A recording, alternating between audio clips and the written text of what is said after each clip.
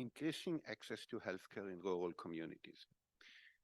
Going to share a few of our experiences in different countries where we've been working. And we've been doing it for the last 9 years, working throughout Latin America. That's been our main focus.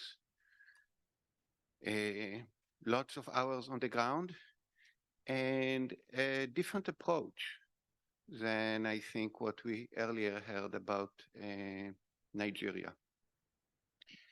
The first thing that I would say about our approach is that we work with the governments as a public-private partnership, and governments pay. That means that, one, not all governments care, so it's not appropriate for all governments. But as a PPP, things move much faster.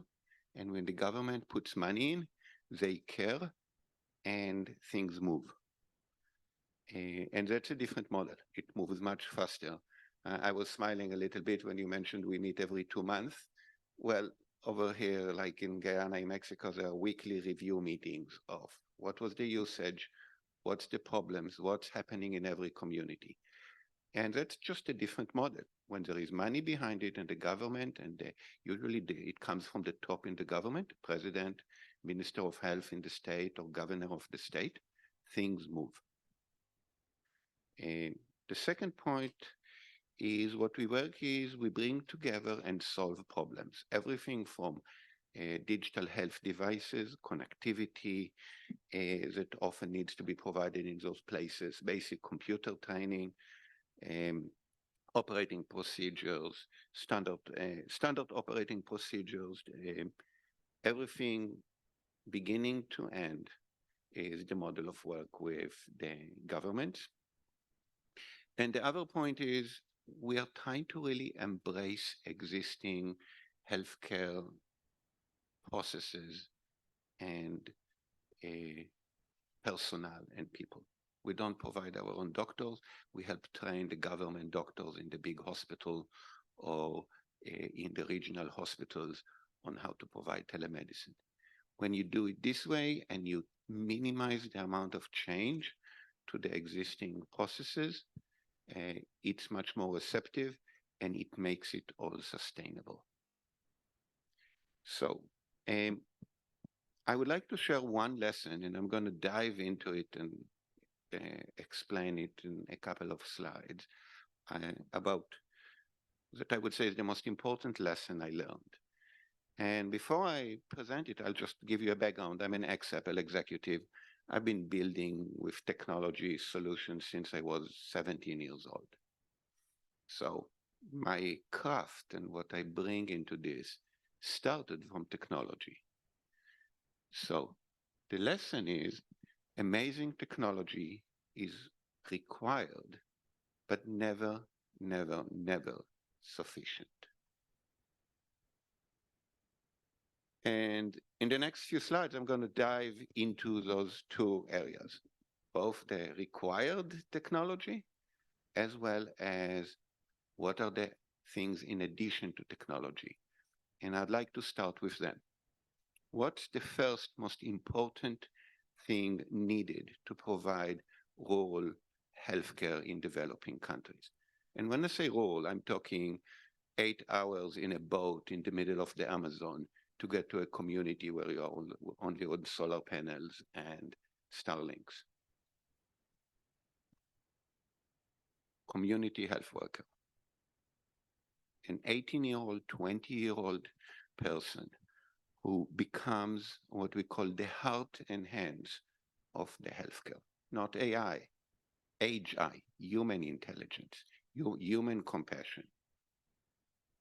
And training them doesn't take long. And in most places, they already exist. In some indigenous tribes, it's one of the most honorable roles in the community to be the one in charge of healthcare. So rather than replace, we empower them, we teach them.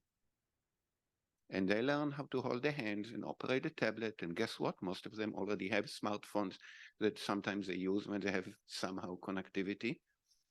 And now they know how to hold a stethoscope. And they also know how to even hold an ultrasound. And tomorrow you'll see a demonstration of a live demo of a ultrasound telemedicine session. Um, and it really both empowers them as community workers. It creates a sustainable model where you have a local resource that's affordable and the government pays and can now provide the care in this community. The doctors are doing remotely. They are what we call the brain. They are the one actually prescribing and evaluating the situation with the patients. That's the sustainable model, and it's completely dependent on community workers. Most people in healthcare know about the shortage in doctors, shortage in nurses. In those places, you don't even have any of this. You need to rely on local, and local mean community health workers.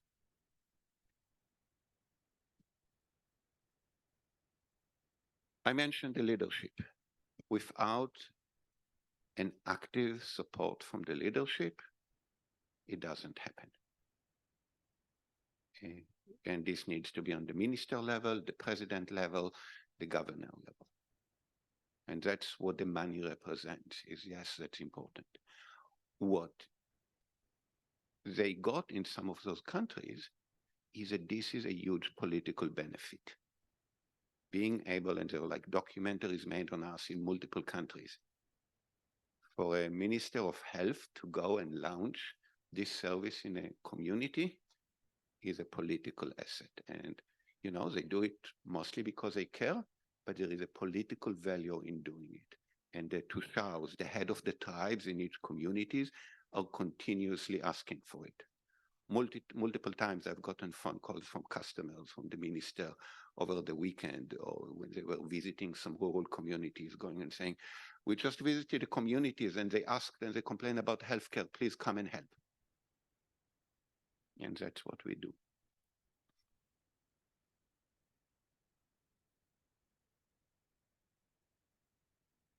And to make it sustainable, you need to know if it's sustainable. You need to know what's happening. You need to build dashboards. You need to monitor the dashboards. You need to see the usage. And then you need to understand the tactical problems. And there are so many tactical problems that's preventing this location or another location from working. Community health worker got drunk and got arrested. Okay, he needs some mental support. We need to train another community in another place. The satellite stopped working. You need a dashboard to monitor what you're doing.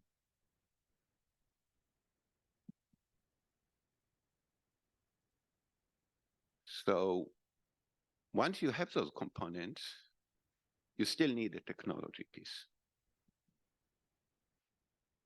Tomorrow you'll see a demo together with our partner Econos of a video of a live telemedicine session with ultrasound, which we did in the previous ISFTH in Jamaica, where in Oaxaca during a hurricane over satellite as a live session.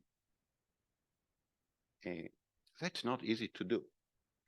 It requires integration, and our approach here has been different than some of the other vendors. Rather than develop everything ourselves, we integrated the best of breed. So we bring the best devices, we pick the best video conferencing, which is Zoom right now. We bring the best satellite providers. It used to be Viasat, now it's Starlink. Next year it will be Keeper from Amazon. We don't care. We work with the government to help identify and bring together the components they need to provide this amazing healthcare. High frame rate. You see here we can use virtual background, so the doctor has their name on the screen, so the patient can see who they are. That builds trust. And notification using WhatsApp, because that's how you communicate in those places, not using text and not using emails. So adapting and realizing that this is a different market, different people, and different set of technologies. On the other side, when the doctor logs in, he doesn't need two different screens. They can sit on their phone or tablet and using patented augmented reality technology, they get to see the name of the patient, they get to see the vital signs, they get to see the allergy list and what the case is all about. Amazing technology is required.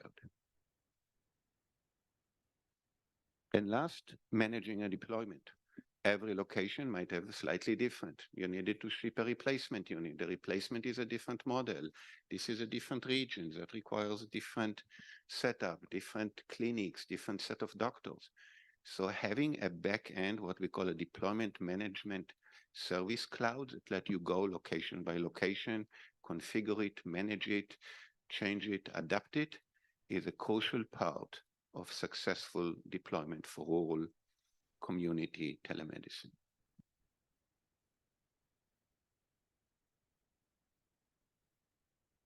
Don't have to say it, but yes, healthcare is essential, and mostly it's been neglected in those rural places. It's very easy to forget when you can't see what's happening. But the world is changing. We get connectivity, and now you can see. 3 days after I visited one of the most remote places in Guyana, the community worker placed a call on the weekend because she had a 3-month-old baby with respiratory distress. They used the stethoscope, they diagnosed, sent it up medical evacuation. They had to charter a plane for that, brought them back and saved the baby. It wasn't about saving money. It actually cost them $10,000 to charter the medical evacuation.